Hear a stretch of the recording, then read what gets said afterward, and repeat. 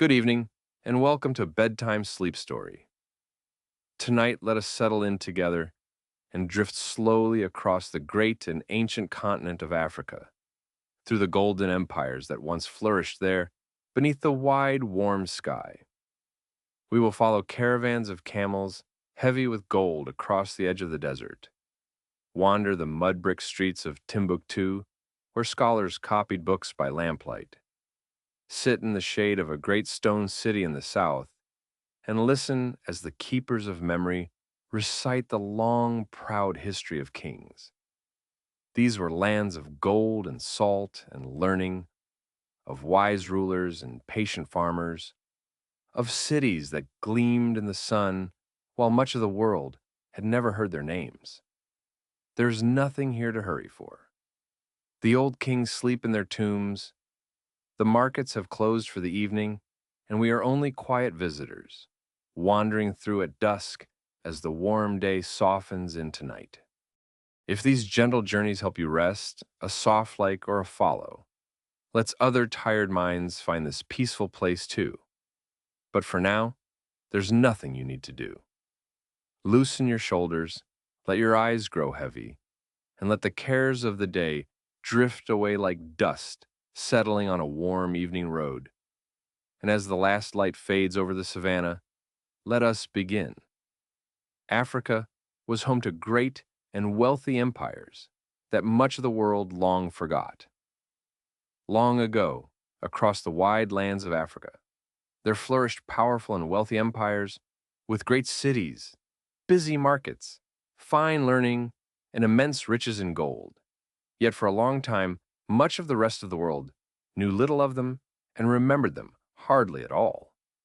Their splendor was real even when it was unknown abroad. To imagine those golden empires flourishing across Africa, their cities humming with trade, their rulers commanding great wealth, their scholars filling libraries, all while distant lands remained largely unaware of them, is to feel a quiet wonder at how much human greatness can flourish unseen, and to begin to lift gently the long forget that hid these empires, so that we may wander tonight through a part of the world's history too often left in shadow, and find it rich with gold and learning and quiet glory. The first of the great West African empires was the Kingdom of Ghana. The earliest of the famous West African empires was Ghana, which grew rich and powerful over 1,000 years ago by controlling the trade in gold and salt across the edge of the great desert, its kings commanding such wealth that their fame spread to distant lands. It lay far to the north and west of the modern country that now bears its honored name. To imagine the kingdom of Ghana at its height, its kings seated in splendor, its markets crowded with traders, its power resting on the gold that flowed up from the south and the salt that came down from the desert, its very name a byword for wealth in far-off lands, is to picture the first great flowering of empire in West Africa, a rich and ordered kingdom that rose on the trade of gold and salt and shone, long ago, at the edge of the sands. The empire of Ghana grew rich by taxing the trade in gold and salt. The wealth of Ghana came not from owning the gold mines, which lay further south, but from sitting astride the trade routes between the gold of the south and the salt of the desert, taxing the goods that passed through, so that the kingdom grew immensely rich simply by controlling the meeting of these two precious things. Gold and salt were the foundations of its power. To imagine the kingdom of Ghana grown wealthy on this trade, the gold coming up from the southern forests and the salt coming down from the desert mines, meeting in Ghana's markets where the king's officials took their share, the whole empire flourishing as the gateway between two treasures, is to picture how cleverly its power was built, not on conquest or mines, but on position, on standing at the crossroads of gold and salt, and gathering wealth from all that passed between them.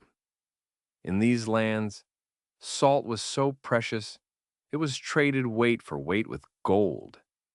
In the West African empires, salt from the desert mines was so rare and so necessary, for the body cannot live without it in that hot land, that it became almost as precious as gold, and in some places the two were traded weight for weight, a block of salt for its weight in gleaming gold. The plainest thing and the most precious met as equals. To imagine those markets where salt and gold were balanced against each other on the scales, the humble white salt from the desert weighed out against the gleaming yellow gold from the forests, each so valued that they could be exchanged as equals, is to feel how the worth of things depends always on need and place, and to picture the strange and gentle justice of a trade in which the simplest necessity of life was held as dear as the most glittering of treasures. After Ghana rose an even greater empire, the famous Empire of Mali. After the kingdom of Ghana declined, there rose in the same lands an even greater and more famous empire, the Empire of Mali, which became one of the largest and wealthiest realms of its age, spreading across a vast stretch of West Africa and growing legendary for its riches in gold. Mali would become the most celebrated of all the West African empires. To imagine the rise of Mali, spreading across the wide savanna and the great riverlands of West Africa, gathering the gold trade into its hands, its cities growing into centers of wealth and learning, its fame swelling until it reached the courts and mapmakers of distant continents, is to picture the grandest flowering of empire in West Africa, a realm so rich and so renowned that its name and its golden king would be remembered and marveled at across the whole of the known world. The Empire of Mali was founded by a hero king named Sundiata. The great Empire of Mali was founded long ago by a hero whose story is still told and sung, a prince named Sundiata, who, the stories say, was weak and could not walk as a child, but grew into a mighty and wise leader, uniting the peoples of the land and founding the empire. His tale is one of the great epics of Africa. To imagine the story of Sundiata, the child who could not walk rising at last to his feet and growing into a great king, uniting the scattered peoples into one mighty empire, his deeds remembered and recited for centuries by the keepers of memory, is to picture how the Empire of Mali began not only in conquest, but in a beloved story of courage and triumph over hardship, a founding tale still sung today, of a weak child who became the father of a golden empire. The most famous king of Mali was Mansa Musa, perhaps the richest person in all history. The most celebrated ruler of Mali was a king called Mansa Musa, whose wealth in gold was so immense that he's often said to have been the richest person in all of human history, richer than any king before or since. His riches were almost beyond counting or imagining. To imagine the wealth of Mansa Musa, the gold of a great empire flowing into his hands, his treasury so vast that no one could truly reckon it, his riches so legendary that he is remembered as perhaps the wealthiest human being who ever lived, is to picture a king of almost fairy tale splendor, ruling a golden empire at the height of its glory, his name carrying down the centuries as the very image of immense and astonishing wealth. The golden king of a golden empire, richer than all the kings of history. Mansa Musa made a famous journey of pilgrimage, traveling with an astonishing amount of gold. The wealthy king Mansa Musa made a great religious pilgrimage across the desert to a distant holy city, and the journey became legendary for its splendor, for he traveled with an enormous company and carried with him a staggering quantity of gold, giving it away generously all along his route. The world had never seen such a procession. To imagine that great pilgrimage setting out across the desert, the king at its heart surrounded by a vast company of followers, camels and people, stretching far along the road, laden with so much gold that the whole journey shone. The king scattering generosity at every stop is to picture one of the most magnificent journeys in all of history. A golden king crossing the sands with a fortune, his pilgrimage so dazzling that it would be remembered and marveled at in distant lands for centuries afterward. So much gold did Mansa Musa give away that he changed the worth of gold itself.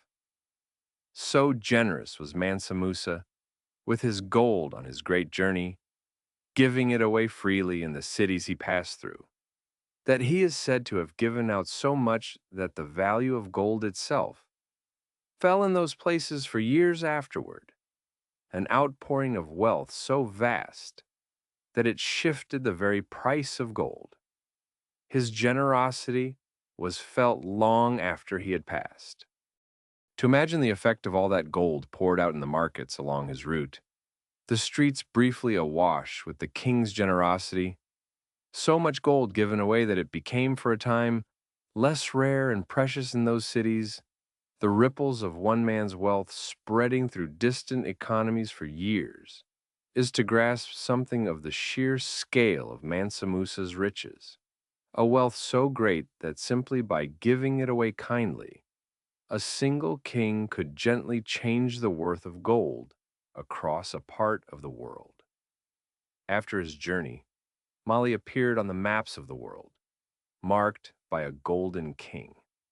So great was the fame Mansa Musa spread on his journey that afterward the empire of Mali and its golden king appeared on the maps drawn in distant lands, where mapmakers pictured the African king seated upon his throne, holding a great piece of gold, a glittering symbol of the wealth of the South.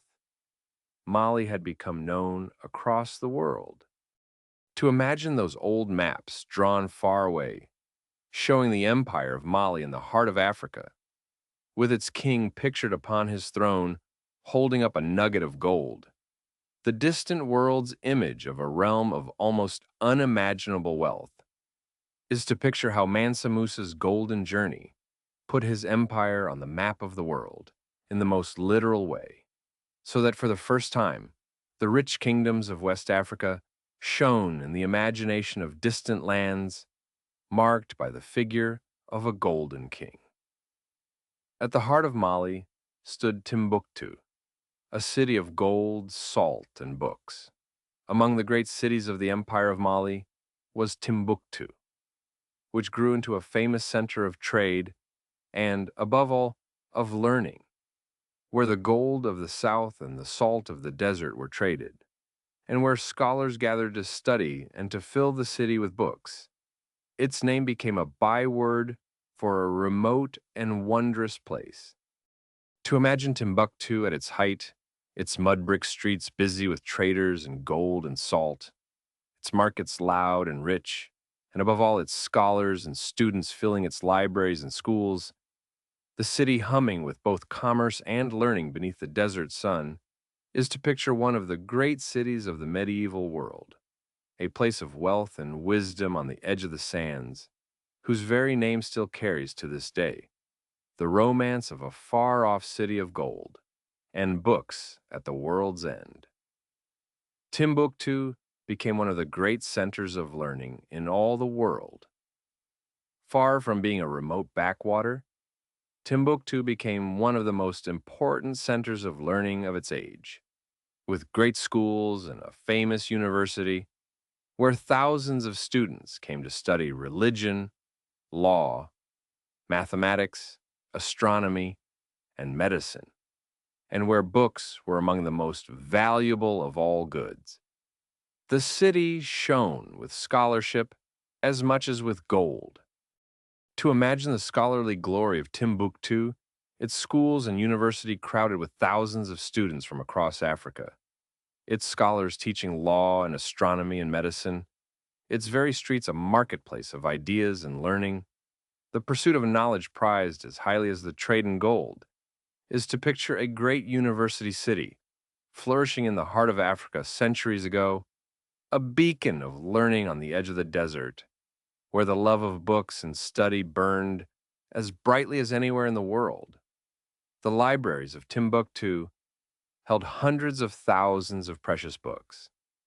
The scholars of Timbuktu gathered and copied an immense number of books on every subject from religion and law to science, poetry, and history, so that the city and its families held vast private and public libraries containing hundreds of thousands of manuscripts, treasured and handed down with the greatest care. Books were among the city's proudest possessions. To imagine those great libraries of Timbuktu, hundreds of thousands of handwritten books on every subject under the sun, kept in the schools and in the homes of learned families, copied and treasured and passed down through the generations as the most precious of inheritances, is to picture a city that loved learning so deeply that it gathered up a vast treasure of books, a great library of the African desert, holding within its mud brick walls the gathered knowledge of a civilization, written and copied and cherished by hand. In Timbuktu, it was said, books were worth more than gold. So deeply did the people of Timbuktu treasure learning that it was said a fine book could be worth more than gold, and the trade in books and the work of copying them was among the most valued and profitable in the city, where a beautiful or important manuscript was a treasure beyond price. Knowledge was the city's truest wealth.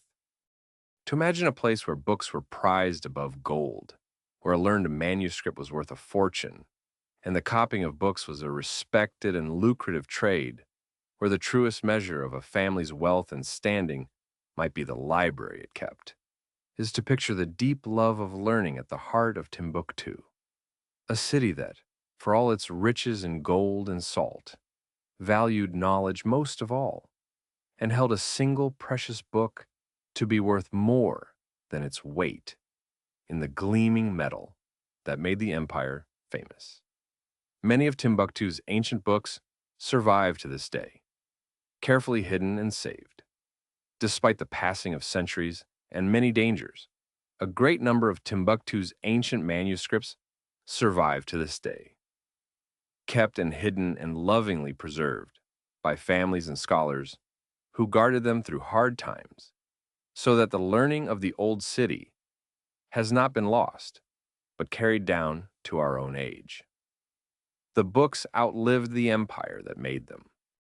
To imagine those ancient manuscripts surviving across the centuries, hidden away and protected through every danger by families who would not let the learning of their ancestors perish, brought out again in our own time to be studied and treasured, the words of long-dead scholars, still legible on their old pages, is to feel the deep devotion of the people of Timbuktu to their books, and to be moved that so much of that great desert library has been carried safely down through all the centuries to reach us still.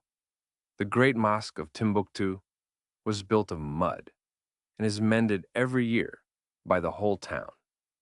Among the wonders of Timbuktu were its great mosques, built in the distinctive style of the region from mud brick and timber, with wooden beams jutting from their walls, structures that must be carefully replastered each year, a task in which the whole community joins together in a festival of repair.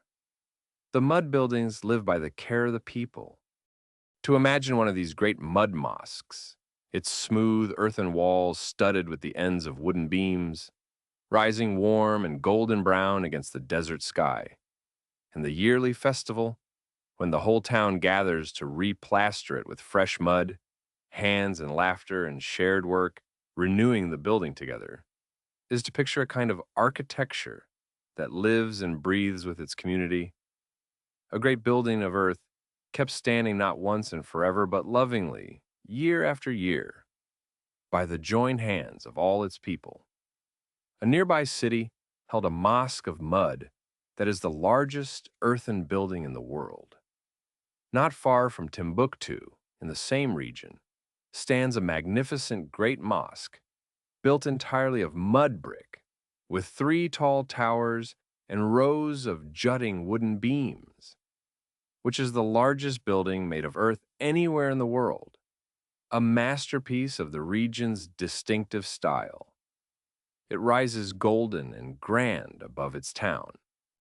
To imagine that great earthen mosque, the largest building of mud in all the world, its three tall towers and smooth brown walls, studded with wooden beams glowing in the warm light, rising majestically above the market town around it, renewed each year by the hands of the people, is to picture one of the most beautiful and remarkable buildings of Africa. A vast and graceful structure raised entirely from the earth itself, proof that mud and timber and patient skill could make architecture as grand and as moving as any of stone. After Mali came the even larger empire of Songhai. After the empire of Mali began to weaken, there rose in the same lands an even larger empire, that of Songhai, which grew to become one of the biggest empires in all of African history, spreading across a vast stretch of West Africa and taking up the great cities and trade of the empires that came before it. Songhai was the last and largest of the three. To imagine the empire of Songhai at its height, spreading even wider than Mali across the savannah and the great river, gathering the famous trading cities and the gold trade into its rule, one of the largest empires the African continent has ever known, is to picture the third great flowering of empire in West Africa, the grandest in extent of them all, rising upon the foundations of Ghana and Mali to rule a vast realm of gold and cities and learning at the edge of the desert. The great river Niger was the highway that fed the West African empires. Through the heart of these West African empires ran the great river Niger, a mighty waterway that watered the land, fed the farms and fisheries, and carried trade by boat between the great cities, serving as the very highway and lifeline of the empires that grew along its banks. The river was the green thread on which the empires were strung. To imagine the great river Niger flowing in a vast arc through the heart of West Africa, its waters feeding the fields and the fishers, its surface busy with boats carrying gold and salt and grain between the great cities strung along its banks. The whole life of the empires gathered along its life-giving course is to picture the gentle, watery foundation of all that golden splendor, the great river that fed and connected the empires, flowing patiently through the savannah and carrying upon its broad back the trade and the life of a golden age. The history of these empires was kept alive by storytellers called griots. In West Africa, history was kept not only in books, but in the memories of special storytellers and musicians called griots, who memorized the long histories of kings and peoples and recited and sang them at gatherings, carrying the past forward in spoken word and song across the generations. The griots were living libraries of memory. To imagine a griot at a gathering, an honored keeper of memory reciting from heart the long history of a royal family and a people, the deeds of kings reaching back many generations, set to music and chanted in a rich voice before the listening crowd, the whole past of a nation carried in a single trained memory, is to picture a beautiful and ancient way of keeping history, alive and spoken and sung, the griots holding within themselves the long memory of their people and passing it on voice to voice across the centuries. The griots passed their art and their memories down from parent to child. The art of the griot was handed down within families from parent to child over many generations, so that the precious histories, the music, and the techniques of memory were preserved and carried forward in an unbroken line, each generation of griots learning the great store of memory from the one before. The keeping of memory was itself an inheritance. To imagine a young griot learning the long histories and songs from a parent, memorizing the deeds of kings and the genealogies of families, mastering the instruments and the art of recitation, slowly receiving the whole vast treasure of spoken memory to carry forward in turn, is to picture how the past was kept alive in West Africa, not by chance, but by loving and deliberate craft, handed down within families like the most precious of inheritances, so that the memory of a people flowed on, unbroken, from one trained voice to the next. Far to the south stood a great stone city we call Great Zimbabwe. Far to the south of the West African empires, in southern Africa, rose a great city built of stone, which we now call Great Zimbabwe, the center of a wealthy kingdom, with massive curving walls fitted together without any mortar, a marvel of building that still stands today. Its very name means houses of stone.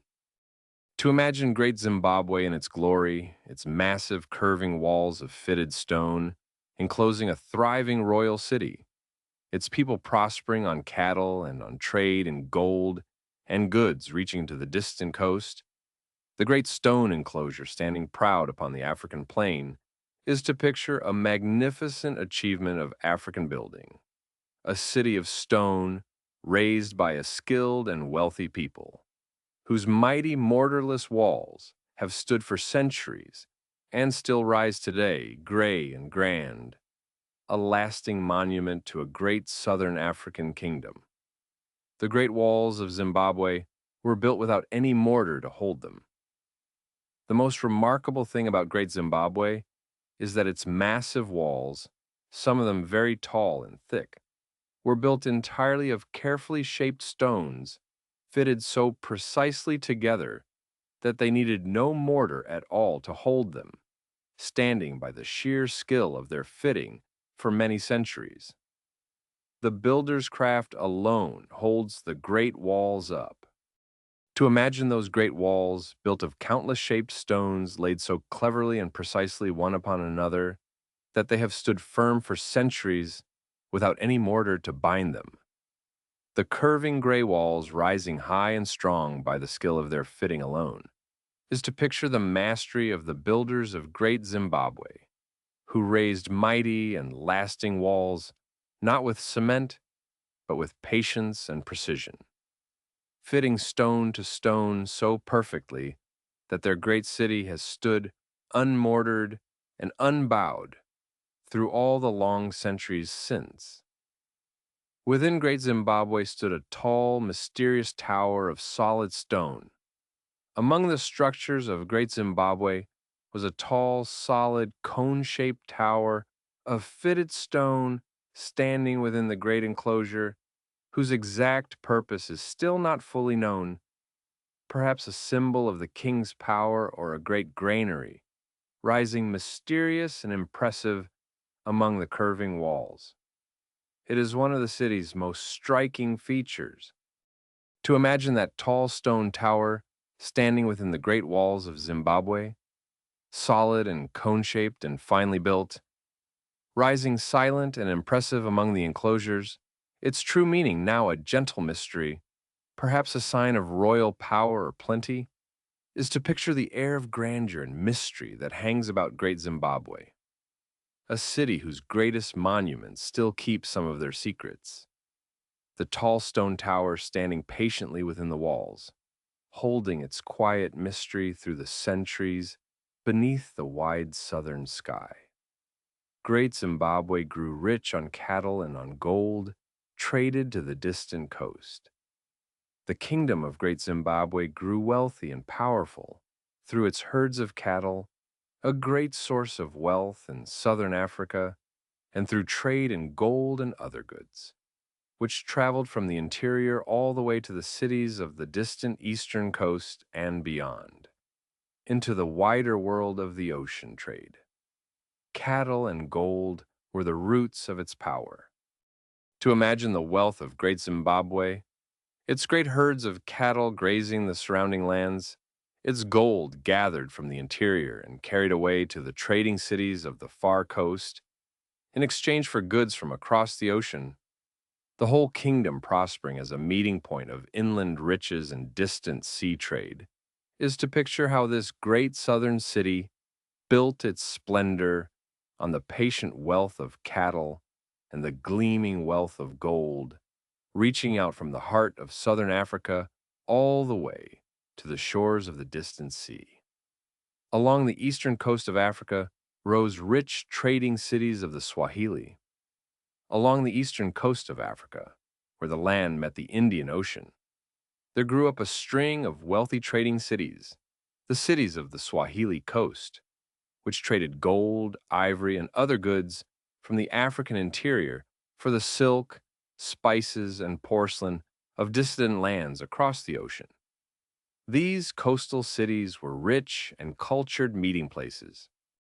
To imagine those Swahili cities strung along the warm eastern coast, their harbors full of ships riding the seasonal winds from distant shores, their markets rich with the gold and ivory of Africa and the silks and spices of Asia, their culture a graceful blending of African and ocean-born influences, is to picture a beautiful and prosperous coastal world where Africa met the wider ocean, the Swahili cities flourishing as the meeting place of the African interior and the great trade of the Indian Ocean, rich and cultured beneath the coastal sun.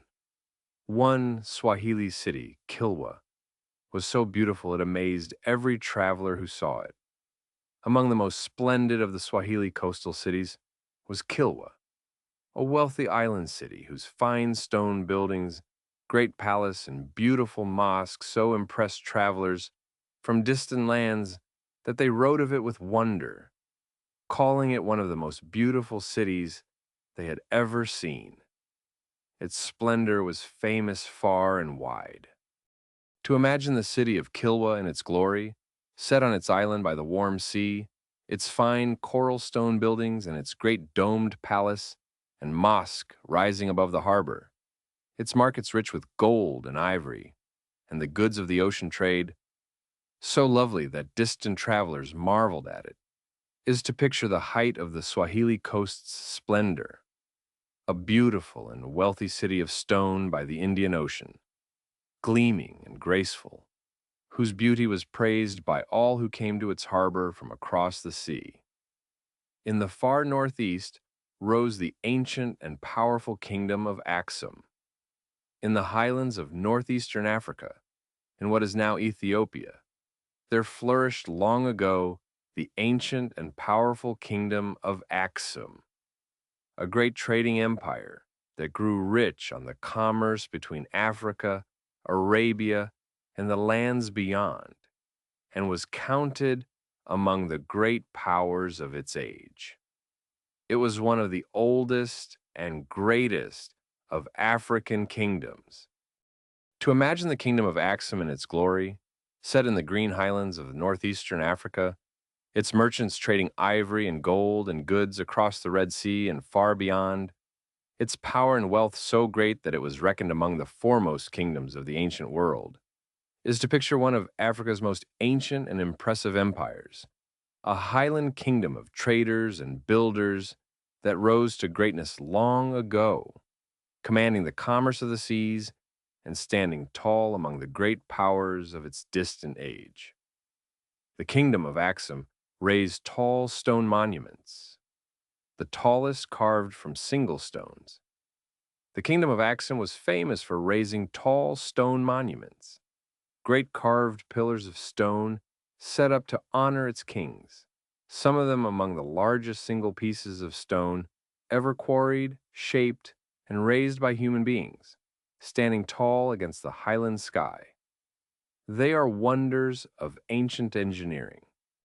To imagine those great stone pillars of Axum, immense single stones carved with the likeness of many-storied buildings and raised upright to tower over the land, among the tallest such monuments ever made from a single piece of stone, standing proud against the green highlands, is to picture the skill and ambition of this ancient African kingdom. which quarried and shaped and raised these colossal stones in honor of its kings, leaving behind it some of the most astonishing stone monuments in all the world, towering still over the highland earth. In Ethiopia, great churches were carved downward into the solid rock. In the highlands of Ethiopia long ago, devout builders created a wonder of the world, carving great churches not up from the ground, but downward into the solid rock, cutting away the stone to leave whole churches standing in deep pits, complete with pillars, windows, and rooms, all hewn from the living rock. They are among the most extraordinary buildings on earth. To imagine those rock-hewn churches carved downward into the red mountain stone, each one a whole church cut entire from the solid rock, with its pillars and arches and chambers shaped by chisel from the living mountain, standing in its deep pit open to the sky, is to picture one of the most astonishing achievements of African building. Whole churches carved as if by sculpture out of the mountain itself. The patient work of countless hands cutting downward into the rock to shape places of worship that have endured, silent and marvelous, for centuries. Ethiopia is home to one of the oldest Christian traditions in the world. The Highland Kingdom of Ethiopia embraced Christianity very early, well over 1,000 years ago, and has kept its own ancient and distinctive form of the faith ever since, making it home to one of the oldest continuous Christian traditions anywhere in the world. Its churches, music, and ceremonies preserve very old ways.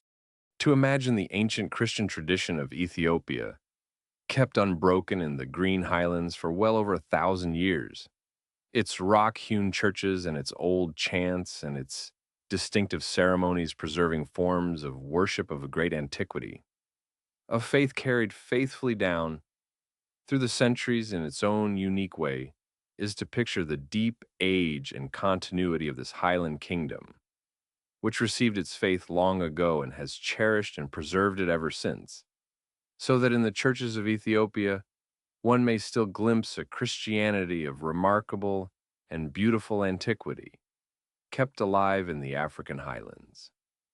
Long before these, the ancient kingdom of Kush ruled along the Nile.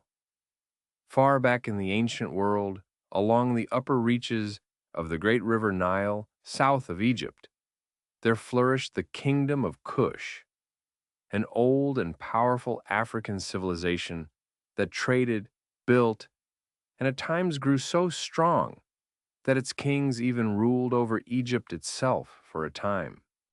It was one of the most ancient of all African kingdoms.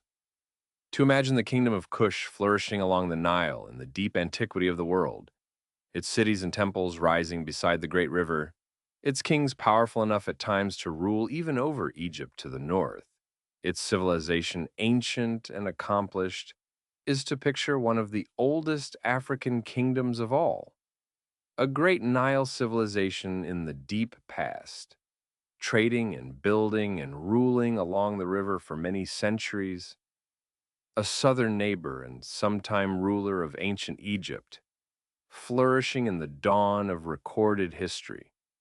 The kingdom of Kush built more pyramids than even Egypt did. Though we usually think of pyramids as belonging to Egypt, the ancient African kingdom of Kush, further south along the Nile, built a great many pyramids of its own, smaller and steeper than the Egyptian ones, as tombs for its kings and queens, so that in the end, Kush raised even more pyramids than Egypt did. They still stand in the desert today. To imagine the pyramids of Kush, dozens upon dozens of steep, slender pyramids rising from the desert sands along the Nile, built as tombs for the kings and queens of this ancient African kingdom.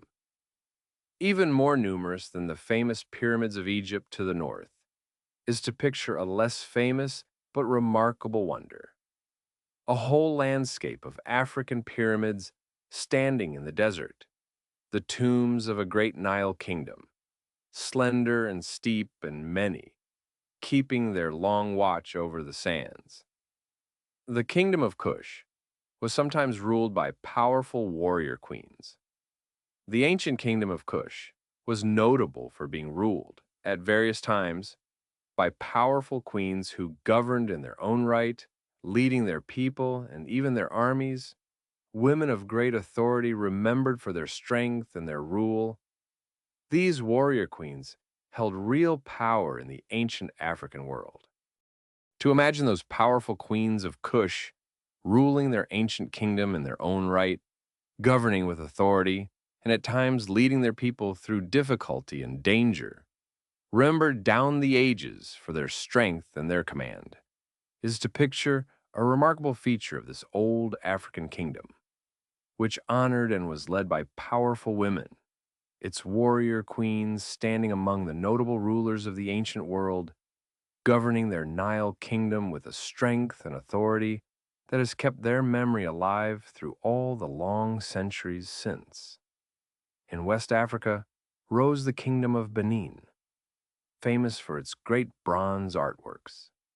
In the forests of West Africa flourished the kingdom of Benin, a powerful and well-ordered realm famous above all for the extraordinary beauty of its art, especially its sculptures and plaques cast in bronze and brass with such skill that they are counted among the finest metal artworks ever made anywhere in the world. The art of Benin astonished all who saw it. To imagine the bronzes of Benin, intricate plaques and lifelike heads cast in metal with breathtaking skill, the surfaces alive with detail and grace, made to adorn the palace of the king and to record the history of the kingdom, so fine that they rank among the masterpieces of world art, is to picture the height of African artistry, a kingdom whose craftsmen worked bronze and brass with a mastery equal to the greatest anywhere, leaving behind them sculptures of such beauty that they still astonish the world today. The great city of Benin was guarded by walls and ditches longer than any other in the world. The capital of the Kingdom of Benin was a great and well-ordered city, surrounded by an immense system of walls and ditches, dug and built over many years, that together stretched for an astonishing distance, among the largest such earthworks ever made by human beings before the modern age. The city was vast and carefully planned.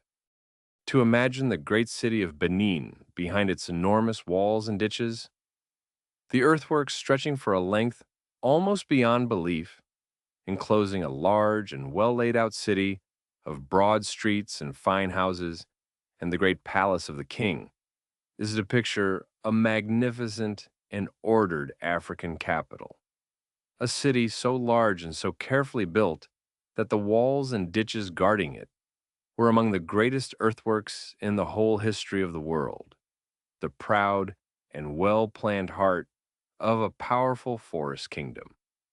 Travelers said the great city of Benin was as fine and orderly as any in the world.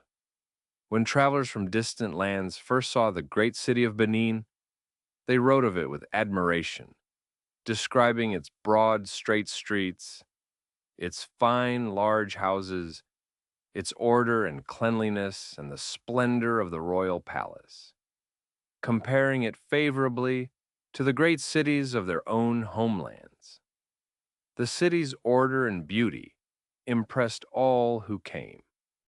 To imagine those travelers walking the broad, clean streets of Benin, marveling at its fine houses and its careful order, at the great palace with its bronze decorations and its galleries, writing home that this African city was as grand and well kept as any they knew, is to picture the splendor of the kingdom of Benin as it truly was, a great and orderly capital that impressed even distant visitors with its beauty and good order, a flourishing African city that stood comparison with the finest cities of the wider world.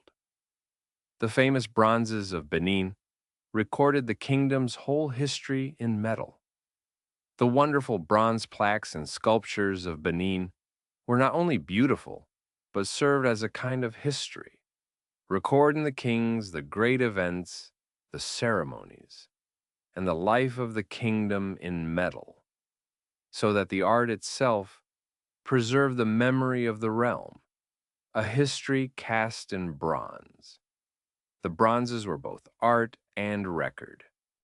To imagine the bronzes of Benin lining the pillars and walls of the royal palace, each plaque depicting a king or a warrior or ceremony, the whole gallery together forming a history of the kingdom told in metal, the deeds and the rulers of Benin preserved in beautiful cast bronze for the generations to come, is to picture how the people of Benin wove their history into their art, recording the memory of their kingdom not only in spoken word, but in enduring metal, so that to walk through the palace was to read the proud history of Benin cast in bronze. These African empires were deeply connected to the wider world by trade. Far from being isolated, the great African empires were deeply connected to the wider world through trade, their gold, salt, ivory, and other goods traveling across deserts and oceans to distant lands, and the goods, ideas, and faiths of distant lands flowing back to them in return. They were active partners in the commerce of the world.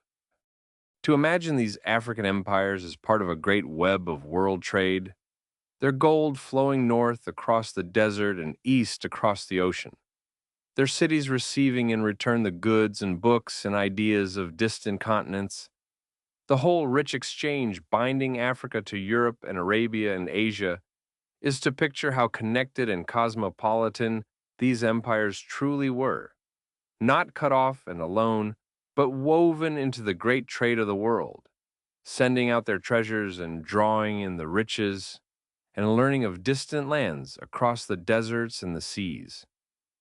Gold from these African empires reached and enriched lands across the world. So abundant was the gold of the West African empires that it flowed out across the world and became one of the main sources of gold for distant lands, enriching the treasuries and coinage of far-off kingdoms, so that African gold quietly underpinned much of the wealth of the wider world. The gold of Africa gilded distant lands.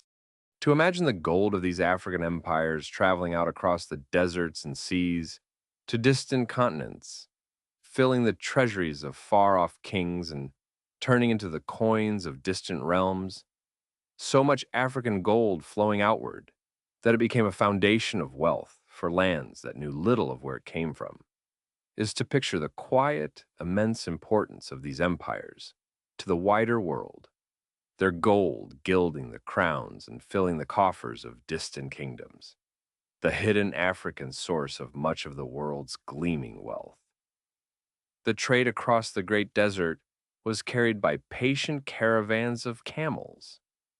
The trade that made the West African empires rich was carried across the great desert by caravans of camels, sometimes thousands of animals together, plodding patiently across the sands between the lands of gold and salt, in journeys that took many weeks and required great skill and endurance. The camel caravans were the lifeline of the trade. To imagine those great caravans crossing the desert, long lines of camels stretching across the sands, laden with gold going north and salt and goods coming south, the patient animals and their guides enduring the heat and the vast emptiness on journeys of many weeks, is to picture the slow, brave commerce that fed the golden empires, the camel caravans threading across the great desert season after season, carrying the wealth of West Africa to the wider world and bringing back its goods, the patient lifeline of trade across the immense and burning sands. The salt of the desert was dug from mines in great slabs, far out in the sands. The precious salt that was traded for gold came from mines deep in the great desert, where it was dug from the ground in great flat slabs and loaded onto camels to be carried south to the empires, a harsh and remote source of one of the most valued goods of the trade. The salt towns lay far out in the lonely sands. To imagine those remote desert salt mines, far out in the burning emptiness, where workers cut the salt from the ground in the great pale slabs to be loaded onto the camel caravans and carried south to the markets of the empires. The plain white salt, as precious as gold to the people who awaited it, is to picture the hard and distant origins of one half of the great trade. The salt dug laboriously from the heart of the desert and carried across the sands to be exchanged, weight for weight, for the gleaming gold of the south. These empires grew their food on the rich lands watered by great rivers. For all their gold and trade, the African empires rested on the patient work of farmers who grew grains like millet and sorghum and rice and raised cattle on the savannas and the rich lands watered by the great rivers, feeding the cities and the people of the empire. Farming was the quiet foundation beneath the gold. To imagine the farmers of these empires at their patient work, growing millet and sorghum and rice in the rich river-watered lands, herding cattle across the wide savannas, raising the food that fed the great cities and markets and courts, their quiet labor sustaining all the splendor above, is to picture the humble foundation of the golden empires, the patient farmers whose steady work in the fields, more than any gold mine, truly fed and sustained the empires, growing season after season the grain and cattle on which all the glory of the great cities ultimately rested. The empires were rich in iron, and their smiths were honored craftsmen. The peoples of these African lands were highly skilled in working iron, smelting it from the ore and forging it into tools, weapons, and ornaments. And the blacksmith was an honored and even somewhat magical figure, master of the mysterious craft of transforming earth into metal. Ironworking was an ancient and respected art. To imagine the African ironsmiths at their forges, smelting the iron from the ore in their furnaces and hammering the glowing metal into tools and blades and fine ornaments, their craft so skilled and so important that the smith was honored, even held to possess a touch of mystery and power, is to picture the deep metalworking traditions of these lands, where the working of iron was an ancient and respected art, and the blacksmith a figure of honor and quiet awe, master of the great transformation of earth into useful and beautiful metal. Across Africa, communities often govern themselves by gathering to talk and agree. Across many African societies, both within and beyond the great empires, important decisions were often made not by a single ruler's command alone, but by the gathering of elders and people to discuss matters together at length and reach agreement, valuing consensus and the voice of the community. Talking together toward agreement was a deep tradition. To imagine such a gathering, the elders and people of a community sitting together beneath a great tree or in a meeting place, discussing an important matter patiently and at length, listening to many voices, seeking not merely a ruler's decree but a shared agreement, is to picture a deep and gentle tradition of African life, the valuing of consensus and community, the patient gathering together to talk a matter through until agreement is reached, a quiet and democratic wisdom woven through the life of many African peoples. The wealth and learning of these empires drew scholars and travelers from afar. The fame of the African empires, especially their wealth and their centers of learning, drew scholars, traders, and travelers from distant lands who came to study, to trade, and to see the famous cities for themselves. And some wrote accounts of their journeys that carried the fame of these empires further still. The empires were cosmopolitan meeting places. To imagine scholars and travelers journeying from distant lands to the great African cities, coming to study in the schools of Timbuktu, to trade in the rich markets, to see the famous wealth and learning for themselves, and carrying home accounts that spread the fame of these empires yet further, is to picture how these African realms were known and visited and admired across the wider world, drawing the learned and the curious from far away, cosmopolitan centers of trade and study whose fame reached across deserts and seas to bring the world to their gates. The famous traveler who described Mali marveled at its safety and good order. A famous traveler from a distant land who journeyed across the empire of Mali wrote of it with admiration, marveling especially at the safety of its roads, the justice of its people, and the good order of the realm, where, he said, a traveler might journey without fear of robbery or harm. The peace and justice of Mali impressed him deeply. To imagine that traveler crossing the wide empire of Mali, marveling that he could journey in safety from city to city, that the people were just and the roads were secure, that a stranger might travel through the whole great realm without fear, writing home in admiration of the order and justice he found, is to picture the good governance of the empire of Mali at its height, a realm so well ordered and so just that even a traveler from far away marveled at its peace and safety and carried the praise of it home to distant lands. Music and dance were woven deeply into the life of these African peoples. Music and dance were not mere entertainments in these African societies, but woven deeply into the fabric of life, marking celebrations, ceremonies, work, and worship, with a rich variety of drums, stringed instruments, and voices, and a love of complex, layered rhythms.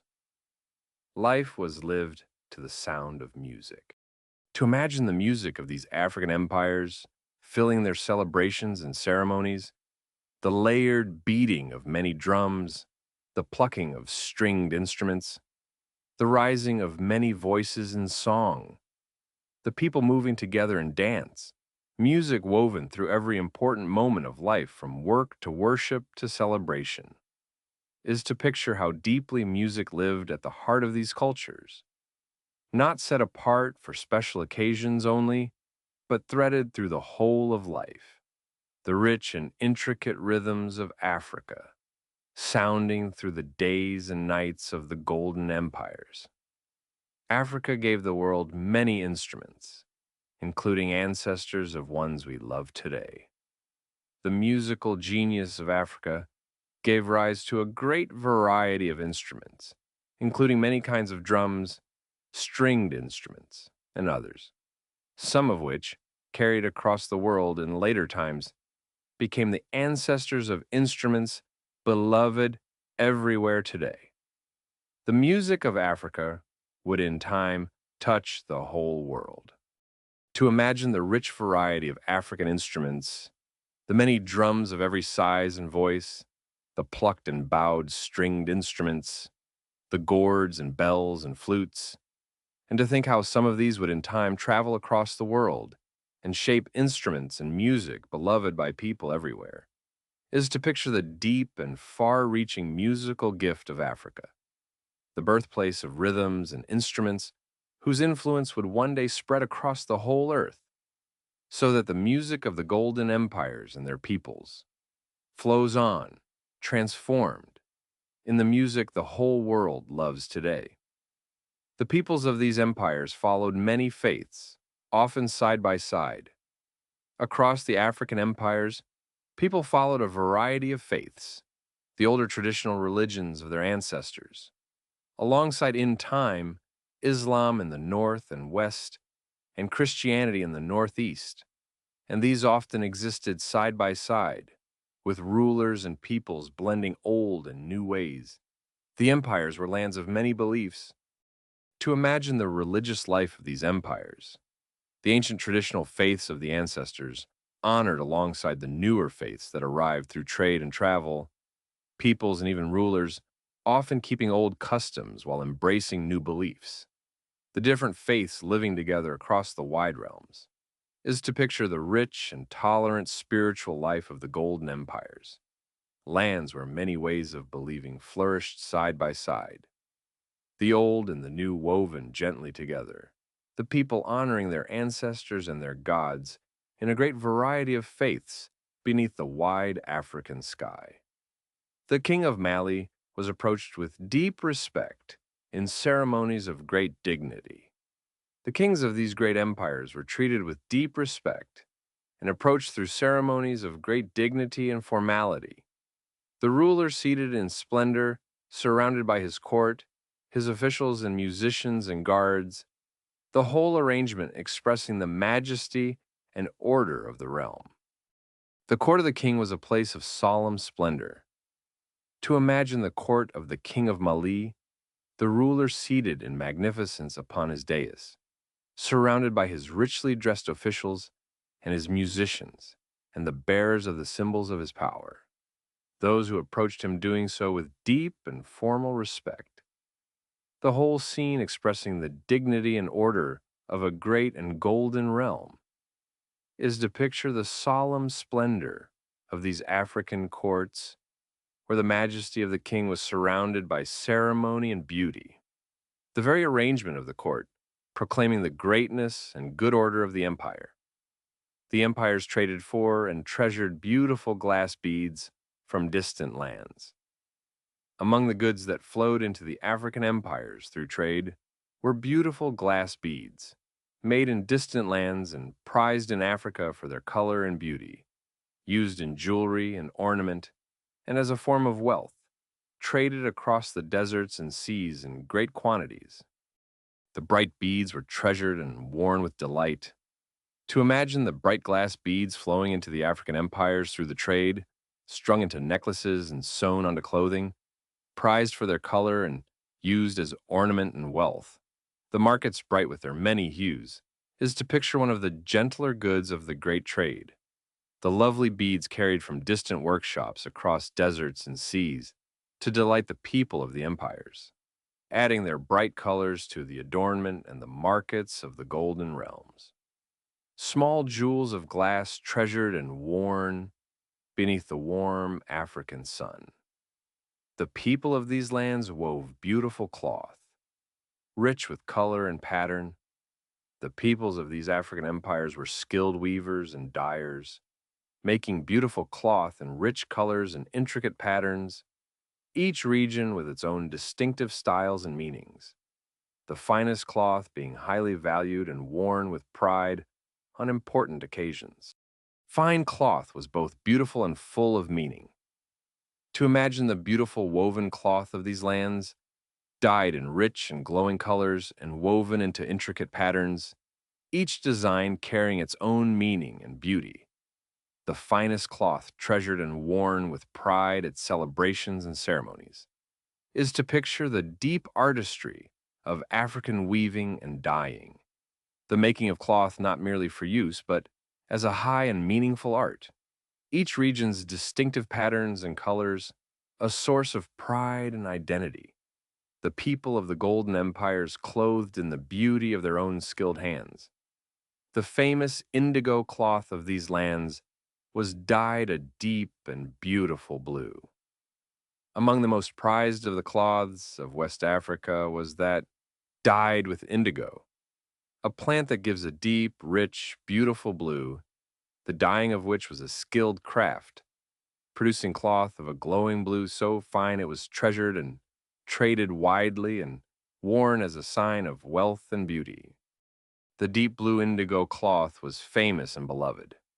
To imagine the indigo dyers at their patient work, dipping the cloth again and again into the deep dye until it glowed a rich and beautiful blue, the finished cloth so lovely that it was treasured and traded far and wide and worn with pride, is to picture one of the beautiful crafts of these lands, the making of that deep and glowing blue cloth, the skilled and patient art of indigo dyeing, producing fabric of such beauty that it became famous and beloved, a deep blue treasure woven and dyed by the hands of West Africa.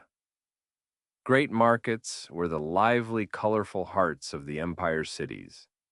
The cities of the African empires were famous for their great markets, lively and colorful places where goods from across the empire and from distant lands were bought and sold, where people met and talked and traded, the bustling, vibrant hearts of the cities. The market was where the life of the city gathered. To imagine one of these great markets, crowded and colorful and loud with life, stalls heaped with gold and salt, cloth and beads, grain and fruit and goods from distant lands, the people meeting and bargaining and talking in the warm sun, the whole bustling scene, the vibrant heart of the city, is to picture the lively human center of the golden empires, the great markets where the wealth and the people and the goods of the world came together, the colorful, bustling hearts of the cities, alive with trade and talk and the rich variety of African life. The kings of these empires often gave generously, for generosity was a mark of greatness. In the African empires, generosity was held to be a mark of a great and worthy ruler, and kings often gave lavishly, distributing gold, gifts, and food to their people and to visitors. For a generous king was an honored one, and giving freely was a sign of true greatness. The greatness of a king was measured in part by his giving. To imagine the kings of these empires giving generously, distributing gold and gifts, and feasting their people and their guests. Their generosity, not mere display, but a deep sign of their worthiness to rule. The great king, known and honored for the openness of his hand, is to picture a noble value at the heart of these realms. The idea that true greatness in a ruler showed itself in generosity, so that the mightiest kings were also the most giving, and the splendor of a reign was measured not only in wealth, but in the warmth and openness with which that wealth was shared. The art of these empires was rich with sculpture and wood, clay, and metal. The peoples of these African lands created a wealth of beautiful art, sculpting in wood, clay, bronze, and other materials, figures and masks and ornaments of great power and beauty, art that was often deeply meaningful, connected to ancestors, spirits, and the life of the community. African sculpture was powerful and profound. To imagine the rich sculptural art of these lands, the carved wooden figures and masks, the molded clay heads, the cast bronze sculptures, each made with great skill and often deep meaning, connected to the ancestors and the spirits and the ceremonies of the community, is to picture the profound artistic traditions of Africa, an art of great power and beauty and meaning, the carved and molded and cast figures expressing the deepest beliefs and the finest skill of their makers, a sculptural heritage of such strength and grace that it would in time astonish and influence the artists of the whole world. The masks of these African peoples were powerful objects used in sacred ceremonies. Among the most striking of African artworks were the masks, beautifully carved and decorated, used in important ceremonies and dances, where the wearer was thought to take on the spirit or character the mask represented, making the masks powerful and sacred objects, not mere decorations. The masks brought spirits and ancestors into the dance. To imagine those African masks in use, beautifully carved and painted and adorned, worn by dancers in sacred ceremonies, where the mask was felt to bring the spirit or ancestor it represented into the gathering. The dancer transformed, the whole community sharing in a moment of deep meaning, is to picture the profound role of the mask in African life, far more than a decoration, a sacred and powerful object that, worn in the dance, could bring the unseen world among the living, joining the community with its ancestors and spirits in ceremonies of deep and beautiful meaning. These empires endured for many centuries before slowly giving way. The great African empires were not brief flashes, but endured for many centuries, each one rising, flourishing through a long golden age, and only slowly declining and giving way to the next or to new powers, their splendor lasting far longer than a single lifetime or reign. They were realms of deep and lasting greatness. To imagine the long endurance of these empires, each one flourishing not for a moment, but for centuries, rising to greatness, enjoying a long golden age of wealth and learning and order, and only gradually softening and passing, their glory measured in centuries rather than years, is to picture the deep and lasting nature of their greatness. No mere brief splendor, but long ages of flourishing. The golden empires of Africa standing for century after century, each a long and stable and brilliant chapter in the deep history of the great continent. The story of these empires was long obscured, but is now being remembered again. For a long time, the history of these great African empires was little known or told outside Africa, obscured and forgotten in much of the wider world. But in our own time, their story is being studied, remembered, and celebrated again, their splendor restored to the memory of the world. The forgetting is being gently undone. To imagine the long obscurity of these empires in much of the world's memory, and then the gradual rediscovery and retelling of their story in our own age. The scholars studying the manuscripts of Timbuktu, the ruins of Great Zimbabwe, the bronzes of Benin, the history of the golden empires, restored at last to its rightful place in the memory of the world, is to feel the quiet justice of remembrance, the lifting of a long forgetting, so that the splendor of Africa's golden empires, hidden for so long, shines once more in the story the world tells of its own past. The empire of Mali was so vast that crossing it took many months. The empire of Mali at its height was so vast, spreading across an immense stretch of West Africa, that to travel from one side of it to the other could take many months of journeying, a realm of enormous size enclosing many peoples, cities, and lands under a single rule. Its sheer extent was a wonder. To imagine the vastness of the empire of Mali, stretching across so great a distance that crossing it took months of travel, enclosing within its borders countless cities and villages and many different peoples, all under the rule of the great king, is to picture the enormous scale of this African empire, one of the largest realms of its age anywhere in the world, a vast golden empire spread across the heart of West Africa, so great that its own size was among the marvels travelers reported, a continent-spanning realm of gold and cities beneath the wide sky. The University of Timbuktu drew thousands of students from across Africa. The famous schools and University of Timbuktu drew students in their thousands from across West Africa and beyond, who came to study with its renowned scholars, so that the city was filled with the young and the learned, a great gathering place of students and teachers. Timbuktu was a true university city. To imagine the streets and schools of Timbuktu crowded with thousands of students come from across Africa to study with its famous teachers.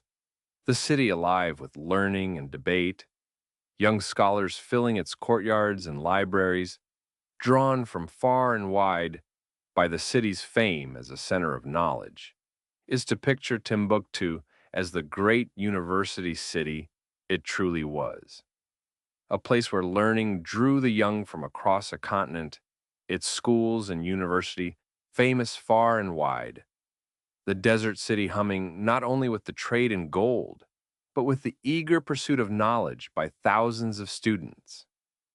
A great scholar of Timbuktu owned a library of thousands of books. The scholars of Timbuktu were famous for their love of books, and the greatest among them owned personal libraries of thousands of volumes, treasured collections gathered and copied over a lifetime. For in Timbuktu, a great library was the truest sign of learning and standing. Books were the scholar's dearest treasure. To imagine a great scholar of Timbuktu in his library, surrounded by thousands of handwritten books, gathered and copied over many years, the precious volumes his dearest treasure, and the truest sign of his learning, the shelves heavy with the gathered knowledge of the world, is to picture the deep bookishness of Timbuktu's learned men, who measured their wealth and their standing not in gold, but in the books they owned, building up over a lifetime great personal libraries of thousands of volumes. The manuscripts of the desert city cherished above almost any other possession. The empires kept careful written records, accounts, and histories. For all the importance of spoken memory in the griots, the great African empires, especially where writing was used, also kept careful written records, accounts of trade and taxes, histories, and learned works, so that the memory of the empires was preserved in writing as well as in song. Writing and speech together kept the past. To imagine the written records of these empires, the careful accounts of trade and taxes, the histories and learned works set down in writing, the manuscripts of the scholars preserving the knowledge and the memory of the realm, all alongside the living memory of the griots, is to picture how fully these empires kept and treasured their own history. In writing and in song together, the past preserved both in the trained memories of the keepers of memory and in the careful written records and books of the learned, a civilization deeply mindful of its own memory.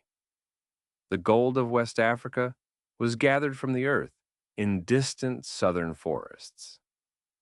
The gold that made the West African empires so famous was gathered far to the south of the great cities, in the forest lands where it was found in the earth, and the rivers, and patiently collected, then carried north into the empires to be traded across the desert.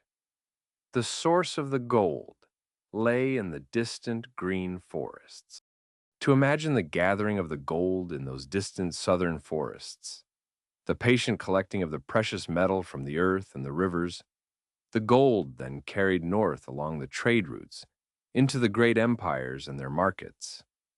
The whole golden splendor of the empires resting ultimately on this patient gathering in the far green forests is to picture the hidden, distant source of all that famous wealth, the gold quietly gathered in the southern forest lands and carried north to gild the empires and flow out across the world, the green forests, the secret root of the Golden Age.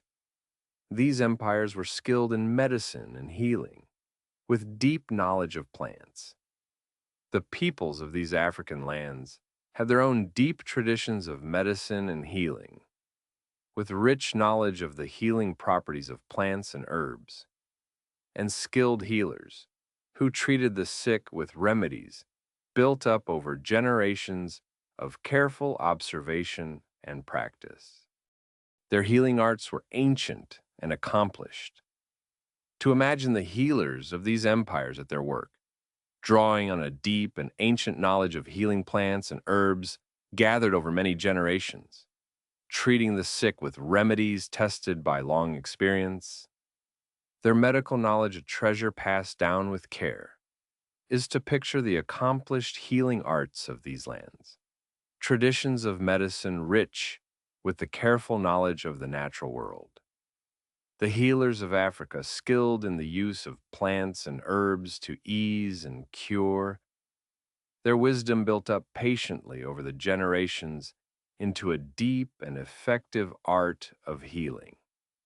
The great cities of these empires were home to skilled craftspeople of every kind. The cities of the African empires were home to a great variety of skilled craftspeople, weavers and dyers, smiths and goldsmiths, leatherworkers, potters, carvers, and many more, whose fine work filled the markets and adorned the homes and the courts. A rich world of craft and skill, the cities hummed with the work of skilled hands. To imagine the workshops of these great cities, the weavers and dyers at their looms and vats, the smiths and goldsmiths at their forges, the leatherworkers and potters and carvers at their benches, the whole city alive with the work of skilled hands, producing fine goods of every kind, is to picture the rich craft traditions of the golden empires. Cities filled with skilled artisans, whose beautiful work in cloth and metal and leather and clay and wood filled the markets and graced the homes and courts. A flourishing world of craftsmanship at the heart of the great African cities. The empires welcomed and honored learning, hospitality, and the giving of charity. Woven through the life of these empires, especially as faiths of charity and hospitality took root, were deep values of welcoming the stranger, giving to those in need, and honoring learning, so that hospitality and charity and the love of knowledge were prized as marks of a good and honorable life. These were gentle and generous values. To imagine these values lived out in the empires, the stranger welcomed and given hospitality, the poor given charity, the learned honored and supported, the whole life of the realm shaped by ideals of generosity and welcome, and the love of knowledge is to picture the gentle and honorable heart of these societies, which prized hospitality and charity and learning as the marks of a good life, weaving into their daily life and their faith a deep value of generosity and welcome, so that to give, to welcome, and to learn were held among the highest of virtues. The empires built fine palaces and halls for their kings and courts. The kings of these great empires built fine palaces and grand halls for themselves and their courts, places of beauty and splendor where the business and ceremony of the realm were carried out, adorned with the finest craftsmanship the empire could provide. The royal palaces were centers of splendor and power. To imagine the palaces of these African kings, grand and beautiful structures, adorned with the finest work of the empire's craftsmen, their halls the setting for the ceremony and business of the realm. Places of splendor where the majesty of the king was displayed and the affairs of the empire conducted is to picture the architectural splendor of the golden empires.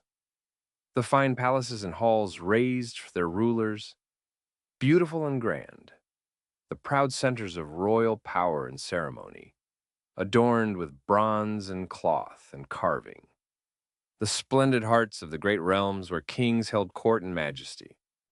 The Empire of Songhai created an organized government with officials and provinces. The great Empire of Songhai developed a well-organized system of government, with the vast realm divided into provinces each under a governor, with officials to manage trade, taxes, the army, and the law, an orderly administration holding the huge empire together.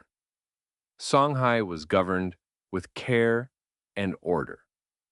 To imagine the organized government of Songhai, the vast empire divided into provinces, each under its governor, the officials managing the trade and the taxes and the law, the whole great realm held together by a careful and orderly administration, is to picture the sophistication of these African empires in the art of government Songhai in particular, ruling its enormous territory not by chance but through an organized system of provinces and officials.